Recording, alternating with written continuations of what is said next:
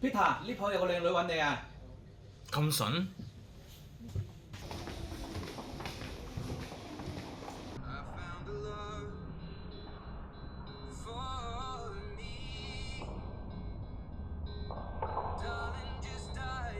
驚唔驚喜啊？咦？點上嚟都唔同我講啊？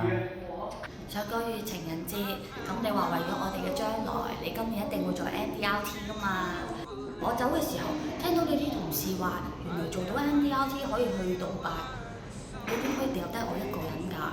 所以我就靜靜雞，咁喺2月嘅時候就考咗個13牌，咁我今日上嚟就係約咗阿黃 Sir 簽約㗎。我會陪你一齊做 MDRT，呢個就係我俾你嘅白色情人節驚喜啦。吓？佢話今年唔做 MDRT 喎。咩話？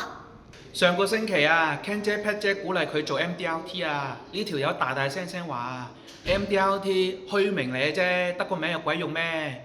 做個留位費咪得咯。Peter，呢個大省講嘅嘢係咪真㗎？ BB 你唔好激動住，反正你而家都入職咯，到時候你做到 COT 可以帶多個朋友去，到時候我哋可以一樣去杜拜㗎。你放心，我放棄之前份工入嚟做，就係嚟揾大錢㗎。不過到時我做咗 COT 會帶嘅另一半，唔會係你咯。今次真係唔慌唔驚喜啦。Peter 食粒先啦。咁粒嘴就唔出心望下嘅。